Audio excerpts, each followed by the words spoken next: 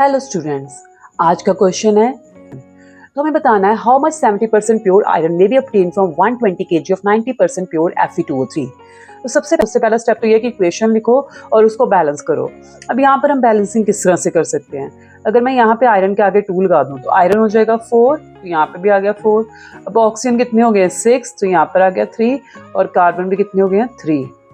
अब next step में हम क्या करेंगे, हम सबसे पहले निकालेंगे मास ऑफ प्योर Fe2O3। तो उसके लिए हमें क्या करना है, जो लिखा हुआ हमने 120 kg ऑफ 90%, तो इसको हम इस तरह से लिख सकते हैं 120 इंटू 90/100। ये जीरोस कैंसिल होगी, 12 इंटू 9 कितना आ गया 108 kg। तो ये हो गया हमारा मास प्योर Fe2O3 का।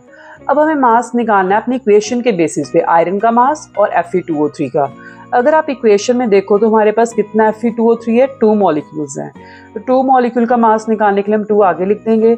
आयरन कितना है आपके पास 20, एक आयरन का मास कितना होता है 26 इंटू 2 कर दीजिए, प्लस एक ऑक्सीजन का मास कितना है 16 इंटू 3।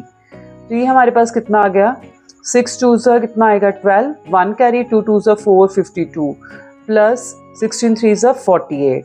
अब अगर आप इसका सम करोगे तो आपके पास आ जाएगा 320 kg।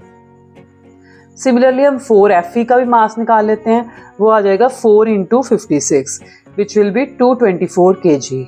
अब हम फर्स्ट स्टेटमेंट अपने यहीं से बनाएंगे कि अगर हमारे पास 320 kg ऑफ Fe2O3 है तो उसमें आयरन कितना प्रेजेंट है, has iron equal to 224 kg। ठीक है, ये इक्वेशन से आ गया कि अगर हमारे Fe2O3 का मास यहाँ पर कितना है 320 kg, तो आयरन कितना बना 4 एटम्स बने आयरन के और उसका मास कितना हुआ 224 kg।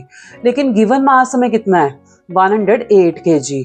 तो 108 kg ऑफ Fe2O3 में कितना आयरन होगा आपके पास 224 डिवाइडेड बाय 320 इंटू 108। अब जब आप इसको सॉल्व करोगे ये आ जाएगा 75.6 kg। अब हमें निकालना है 70% प्योर आयरन का मास इस 120 kg ऑफ 90% प्योर आयरन से।